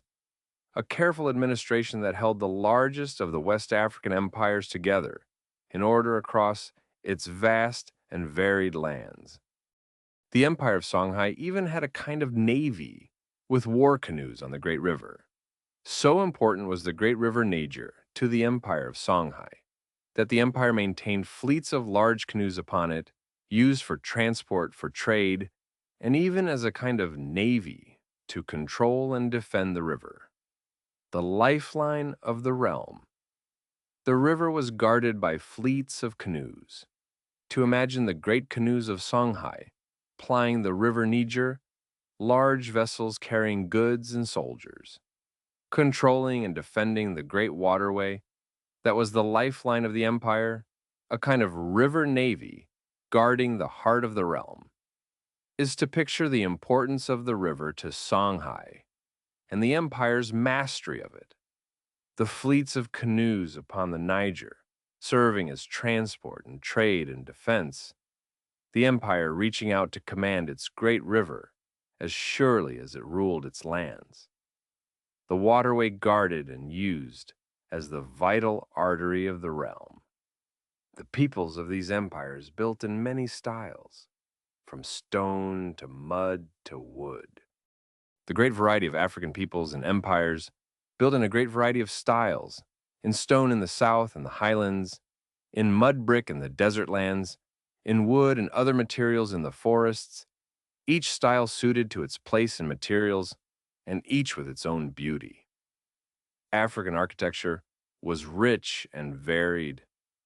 To imagine the variety of African building across these empires, the great stone walls of Zimbabwe in the south, the rock-hewn churches of the highlands, the golden mud brick mosques of the desert cities, the structures of wood and earth in the forest lands, each suited to its place and each beautiful in its own way, is to picture the rich architectural variety of Africa, a continent of many building traditions, each people raising structures suited to their land and materials, from mighty stone to graceful mud to fine wood, a great and varied heritage of African architecture beneath the wide sky. The traditional religions of these lands honored a great creator and many spirits. The older traditional religions of these African peoples often honored a single great creator God above all, along with many lesser spirits and the spirits of the ancestors, who were felt to be present and active in the world, and were honored and respected in ceremony and daily life. The spiritual world was rich and present. To imagine the traditional spiritual life of these lands, the honoring of a great creator above all, and the many spirits of nature and the ancestors felt to be present and active in the world, honored in ceremony and remembered in daily life. The unseen world, close and meaningful, is to picture the rich and gentle spirituality of these African peoples, who sense the divine in a great creator and in the many spirits and ancestors around them, living in a world they felt to be alive with the sacred, honoring the unseen powers and the beloved ancestors in the ceremonies and the quiet customs of daily life. The ancestors were deeply honored, felt to watch over their living descendants. Across these African societies, the ancestors, the parents and grandparents and forebears who had died were deeply honored and remembered, felt to remain part of the family and the community, watching over and guiding their living descendants, a tender and unbroken bond between the living and the dead. The ancestors were never truly gone. To imagine the deep honoring of the ancestors in these lands, the dead remembered and respected and felt to remain present, watching over and guiding their living descendants. The bond between the generations unbroken by death, the ancestors honored in ceremony and felt close in daily life, is to picture one of the tenderest threads of African life. the loving and unbroken bond with the ancestors who were felt not to have departed, but to remain part of the family, watching over their descendants with care, honored and remembered, and held forever close across the generations. Storytelling was a beloved art, full of wise and gentle tales. Across these African lands, storytelling was a beloved and important art, with a rich treasury of tales, of clever animals, of wise lessons, of heroes and origins, told especially in the evenings to entertain, to teach, and to pass on the wisdom and values of the people. The evening was a time for stories. To imagine the people of these lands gathered in the evening to share stories, the storyteller weaving tales of clever animals and wise heroes and the origins of things, the listeners delighted and instructed, the wisdom and values of the people carried gently forward in the beloved tales, is to picture the warm tradition of storytelling at the heart of African life. The evenings filled with the rich treasury of tales, the clever and the wise and the funny and the deep, told and retold to delight and to teach, carrying the wisdom of the ancestors forward, story by story, into the hearts of the young. A favorite character in many African tales was the clever, tricky spider. Among the most beloved characters of African storytelling, especially in West Africa, was a clever and tricky spider, a small creature who, through wit and cunning rather than strength, outsmarts larger and more powerful animals, the hero of countless delightful and wise tales. The little spider's cleverness delighted all who heard. To imagine the tales of that clever spider, the small, weak creature triumphing again and again over the great and powerful through sheer wit and cunning, his stories told and retold to the delight of listeners young and old. His cleverness teaching that wit can overcome strength is to picture one of the most beloved figures of African storytelling. The tricky little spider whose adventures filled the evenings with laughter and wisdom. The small hero whose victories by cleverness over the strong delighted countless listeners and carried in their humor a gentle and enduring lesson. These empires understood the stars and used them to guide and to mark time. The peoples of these African empires watched and understood the stars, using them to find their way across the desert and the savanna, to mark the seasons and the times for planting and harvest, and to order their calendars, a deep and practical knowledge of the night sky. The stars guided travel and farming alike. To imagine the people of these empires reading the night sky, the caravan guides finding their way across the trackless desert by the stars, the farmers marking the seasons and the times for planting by the heavens, the whole life of travel and farming ordered in part by the patient watching of the night sky, is to picture the practical astronomy of these lands, a deep and useful knowledge of the stars woven into daily life, guiding the caravans across the desert and the farmers through the year. The people of the golden empires, reading in the night sky the directions and the seasons by which they lived. The empire of Songhai had a ruler famous for his learning and good government. Among the great rulers of the empire of Songhai was a king especially famous for his learning, his support of scholarship, and his able and just government, who strengthened the empire, encouraged the famous centers of learning, and was remembered as one of its wisest and most effective rulers. He was a king who prized both order and knowledge. To imagine that learned king of Songhai, strengthening and ordering his vast empire with wisdom and justice, supporting and encouraging the famous schools and scholars of his realm, prizing learning as highly as power, remembered as one of the wisest and ablest of all the empire's rulers, is to picture the height of good government in these empires. A king who joined effective rule with a deep love of learning, governing his great realm with justice and order, while nurturing the scholarship that made his cities famous, a wise and able ruler of a golden age. The trade of these empires reached as far as China and northern Europe. So far did the trade of the African empires reach through the chains of merchants across deserts and seas that the gold and goods of Africa traveled to lands as distant as China and northern Europe, while goods from those far places made their way, in turn, to the African markets. The reach of the trade was truly global.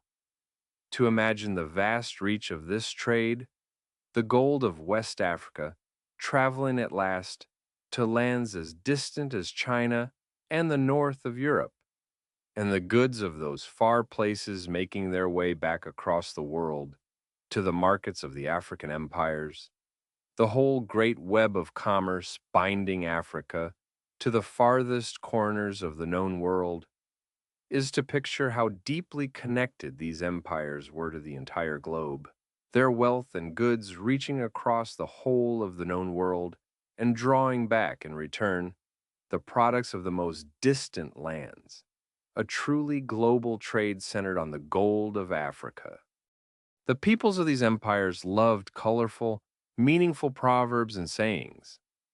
Like many wise cultures, the peoples of these African lands treasured a great wealth of proverbs and sayings, short, vivid, and often poetic phrases that distilled the wisdom and experience of the people into memorable words used to guide, to teach, and to ornament speech.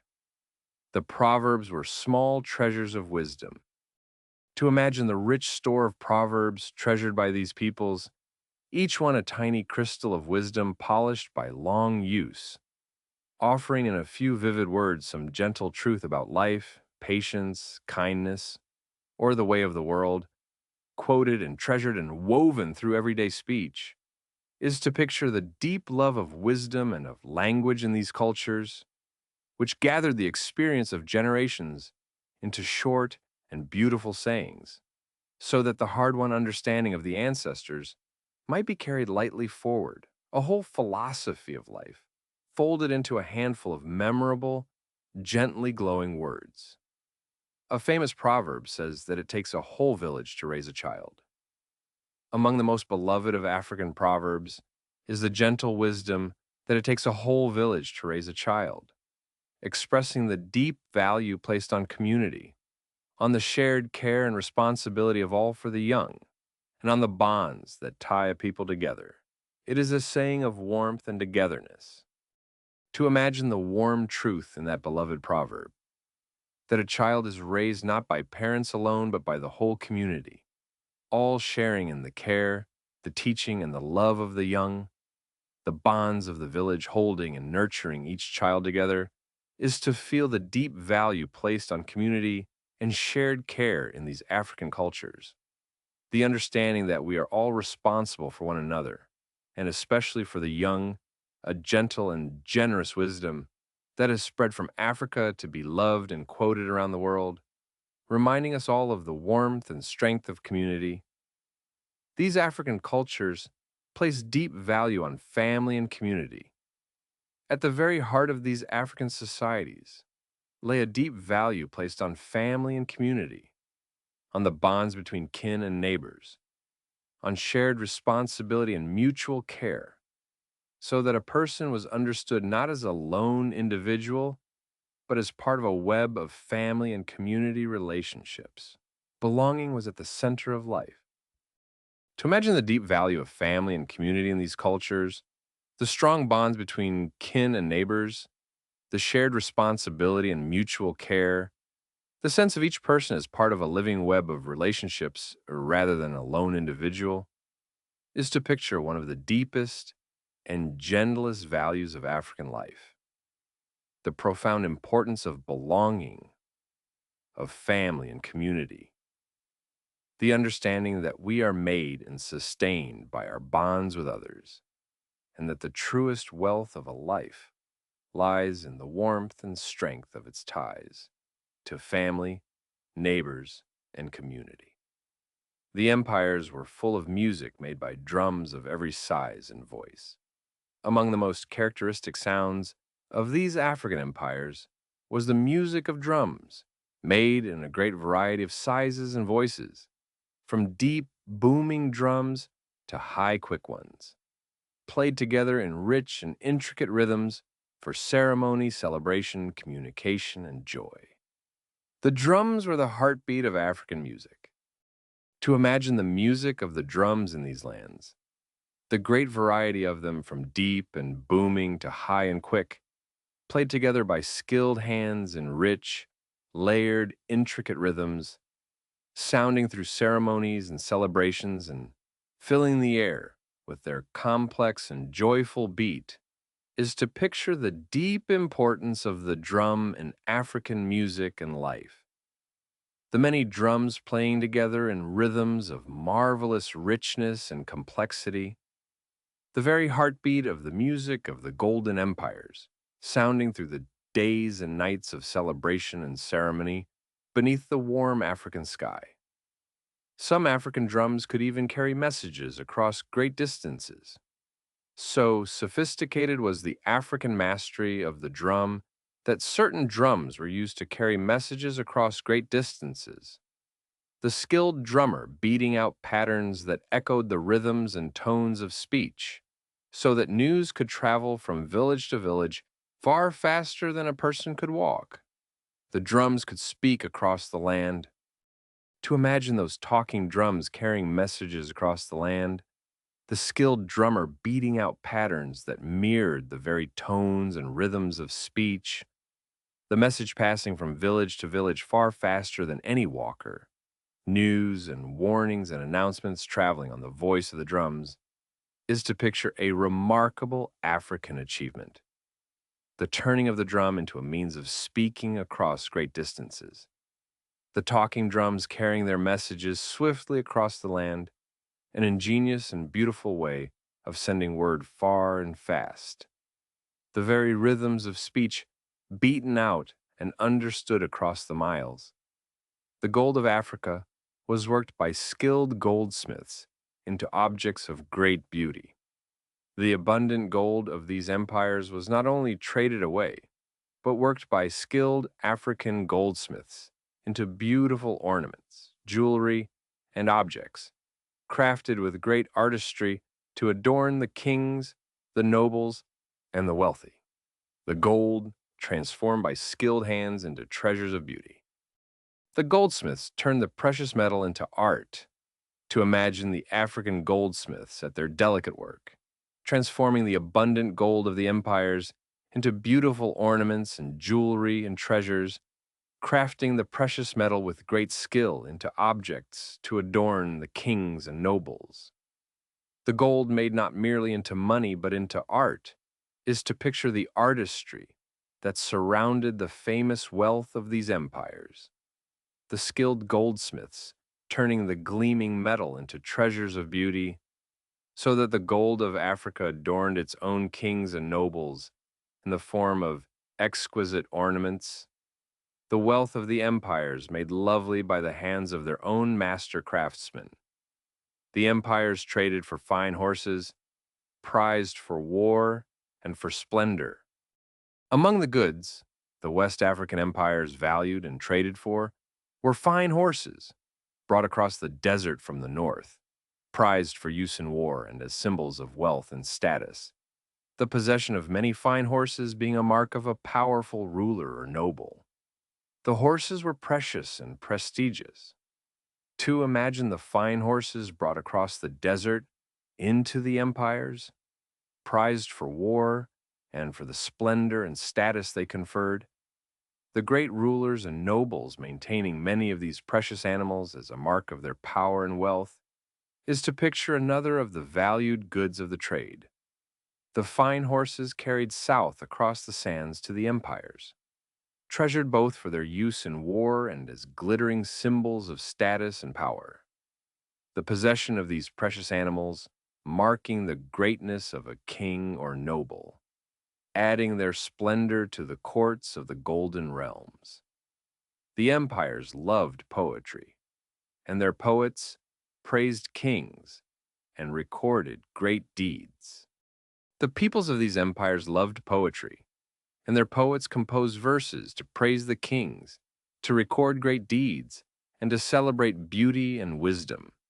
The poet honored as a keeper of memory and a maker of beauty in words. Poetry was treasured, and the poet respected. To imagine the poets of these empires composing their verses, praising the kings, and recording the great deeds of the realm, celebrating beauty and wisdom in graceful words, honored as keepers of memory and makers of beauty, their poems treasured and recited, is to picture the love of poetry and language at the heart of these cultures. The poet, a respected and important figure, weaving the deeds and the values and the beauty of the empire into verse, so that the memory and the glory of the golden realms were carried forward not only in song and history, but in the treasured beauty of poetry. The empires understood mathematics, used in trade, building, and astronomy.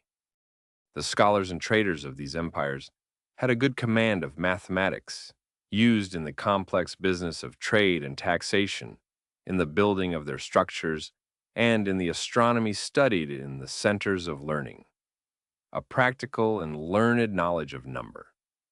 Mathematics served both commerce and scholarship. To imagine the use of mathematics in these empires, the merchants and officials reckoning the complex accounts of trade and taxes, the builders calculating the dimensions of their great structures, the scholars of Timbuktu studying the mathematics of astronomy, the knowledge of number serving both the practical business of the realm and the higher learning of the schools, is to picture the mathematical accomplishment of these empires, a practical and learned command of number woven through their trade and building and scholarship. The people of the Golden Empires reckoning and calculating with skill in the markets and the workshops and the famous halls of learning alike. The empires welcomed travelers and were known across the wider world. The great African empires were not closed or hidden, but welcomed travelers and merchants from distant lands and were known, admired, and written about across the wider world. Their fame as places of wealth and learning, drawing visitors and spreading their renown far and wide. They were open and famous realms. To imagine these empires welcoming the travelers and merchants who came from distant lands, their cities open to visitors from across the world, their fame as places of gold and learning, drawing the curious and the trading and the learned from far away. Their renown spreading across deserts and seas is to picture how known and admired these realms truly were. Not isolated and obscure, but open, welcoming, and famous. Their splendor drawing visitors from distant lands, and their renown carried home by those visitors to spread the fame of Africa's golden empires across the wider world. The empires left behind ruins and treasures that still amaze us today. The great African empires left behind them ruins, monuments, artworks, and treasures that survive to this day and still amaze all who see them. The great stone walls of Zimbabwe, the mud mosques of the desert cities, the bronzes of Benin, the manuscripts of Timbuktu, the pyramids of Kush. Their splendor still speaks through what remains.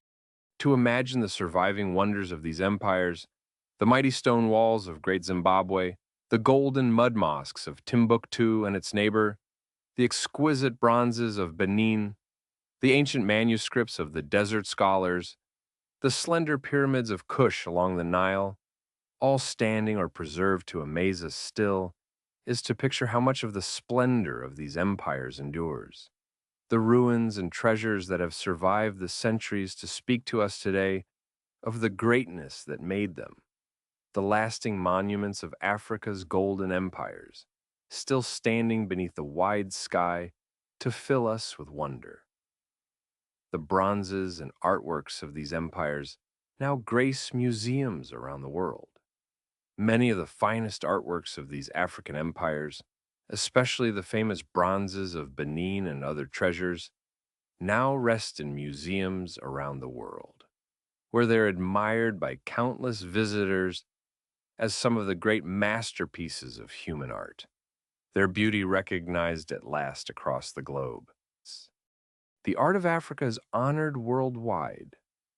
To imagine the bronzes of Benin and other African treasures now resting in museums across the world, admired by countless visitors as masterpieces of human art, their extraordinary beauty and skill recognized and honored across the globe, is to picture how the artistry of these African empires has come to be celebrated worldwide.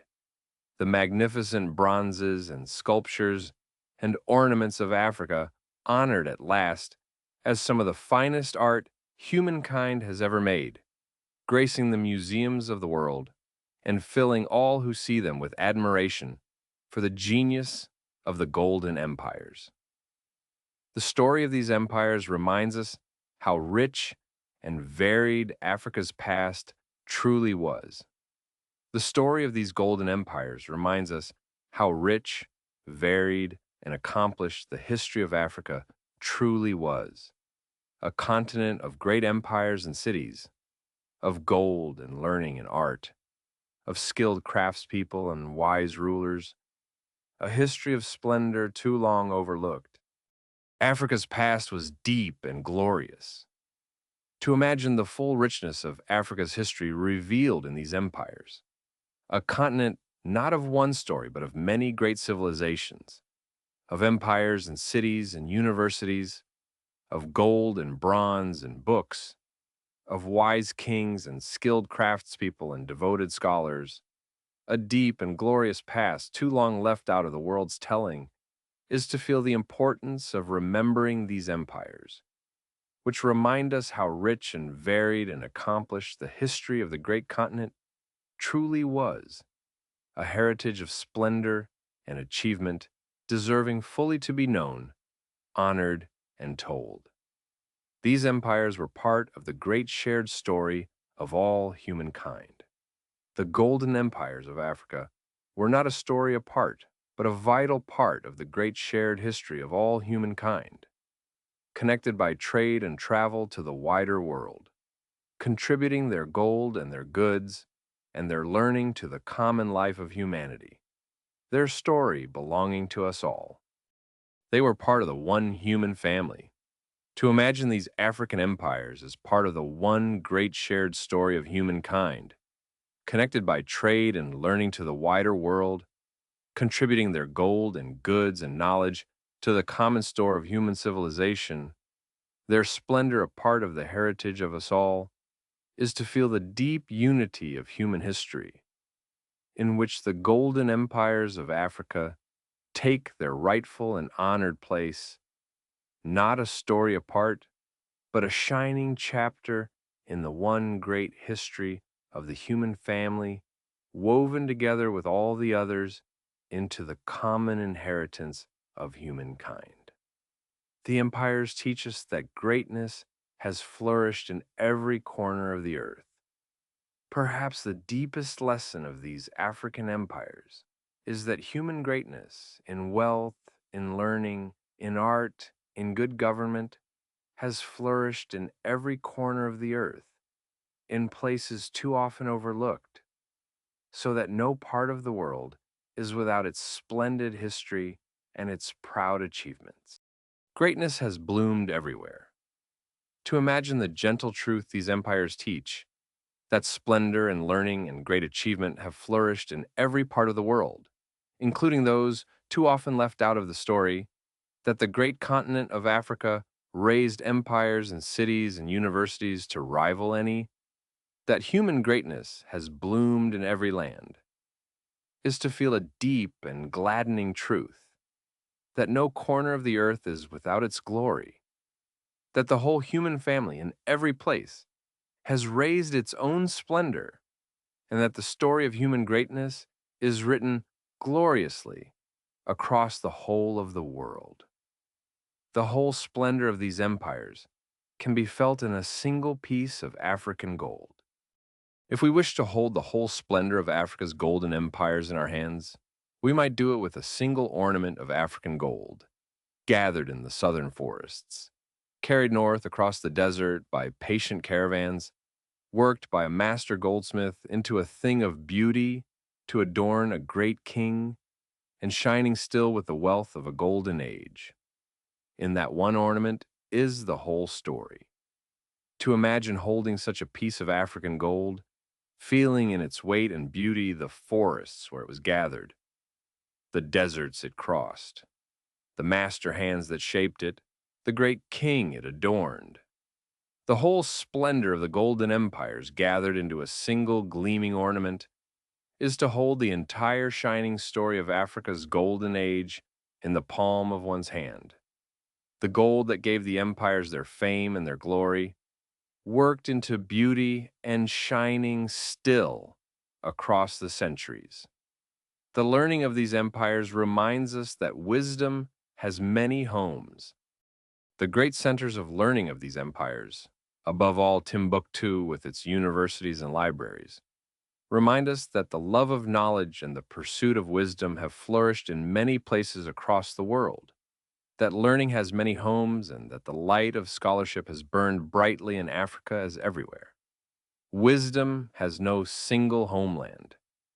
To imagine the great African centers of learning, the universities and libraries of Timbuktu and the other cities, the thousands of students and the hundreds of thousands of books, the deep love of knowledge that burned in the heart of Africa, is to feel a gladdening truth that the pursuit of wisdom and learning has many homes across the world, that the light of scholarship has shone brightly in Africa as in every land, and that the love of books and knowledge and study is a treasure of the whole human family, kindled and cherished gloriously in the desert universities of the golden empires. The memory of these empires is a source of pride and inspiration today. The memory of Africa's golden empires, their wealth and learning and art and achievement, is today a source of deep pride and inspiration for the peoples of Africa and for all who learn their story, a reminder of a glorious heritage and an inspiration for the future. Their splendor inspires us still. To imagine the memory of these golden empires inspiring people today, a source of deep pride for the peoples of Africa, and of wonder and admiration for all who learn their story. The splendor of the past kindling pride and hope and inspiration for the future is to feel the living power of this history. The memory of Africa's golden empires, not a dead fact, but a living source of pride and inspiration, reminding the world of the glory of Africa's past and lighting, with that glory, a sense of pride and possibility for the generations of today and tomorrow. The empires remind us that the world has always been connected. The story of these African empires, woven into the great trade and travel of their age, reminds us that the world has always been connected, that even in distant times the peoples of far-off lands were bound together by the flow of goods and ideas, that no land has ever truly stood alone. We have always been connected. To imagine the deep truth these empires reveal, that even in distant ages the world was bound together by trade and travel, the gold of Africa flowing to distant continents, the goods and ideas of far lands flowing back, the whole world connected by the patient threads of commerce and exchange, is to feel how the human family has always been woven together, how no land has ever truly stood alone, and how the golden empires of Africa, bound by trade to the farthest corners of the earth, remind us that connection and exchange between distant peoples are not new but as old as civilization itself. The whole gentle story of these empires can be felt in a caravan at desert dusk. If we wish to hold the whole gentle story of Africa's golden empires in a single image, we might choose a caravan of camels, crossing the edge of the desert at dusk, laden with gold and salt. The bells soft in the warm air, a great mud brick city with its mosque glowing golden ahead. The whole long story of trade and wealth and learning gathered into one peaceful evening scene. In that one picture is the whole of it. To imagine that caravan at desert dusk, the patient camels laden with the gold and salt that made the empires rich, the bells ringing softly, the golden mud city with its great mosque glowing ahead in the last warm light, the whole splendor of the golden empires gathered into one quiet evening, is to hold the entire gentle story of Africa's golden age in a single peaceful image. The trade and the wealth and the learning all flowing toward the glowing city at the end of the long desert road. And so the golden empires rest now, their splendor remembered beneath the warm African sky. The great golden empires of Africa, with all their gold and salt and learning, their kings and scholars and skilled craftspeople, their cities of stone and mud and bronze, flourished for many centuries and then softened into memory. And over their ruins and their surviving treasures stretches still the same warm African sky that watched over all their glory. Their splendor rests, remembered. To imagine those golden empires at last at peace in the evening, the great walls of Zimbabwe and the mud mosques of the desert, quiet in the dusk, the manuscripts resting in their keeping, the bronzes gleaming softly in distant halls, the whole splendor of Africa's golden age, settled gently into memory beneath the warm and ancient sky, is to feel the deep peace of a glory remembered, and to sense, as we ourselves grow drowsy, that there is a profound and gentle rest in the memory of great and beautiful things, resting quietly beneath the same warm sky that watched over all their golden days. And so, as our quiet journey through Africa's golden empires comes gently to its close, let us rest here at the edge of the desert as the warm evening deepens. Tonight we follow the caravans of gold and salt across the sands, wandered the mud brick streets of Timbuktu, where scholars copied their books, marveled at the great stone walls of Zimbabwe and the bronzes of Benin, and listened to the griots keep alive the long, proud history of kings. We felt the wealth and the learning, the art and the wisdom, the deep value of family and community that shone in these too long forgotten realms. There is nothing left to carry now, and nothing left to do. When you're ready, another quiet journey is waiting on the screen, and you can simply let it carry on. A soft follow helps other tired minds find this calm place to rest as well. But for now, let your breathing slow, let your thoughts grow soft and dim, and let yourself drift down into sleep the way a caravan settles at last beside the glowing city at the end of the long desert road. The old kings are all at rest now beneath the warm African sky, and it is your turn to rest too. Rest well and sweet dreams.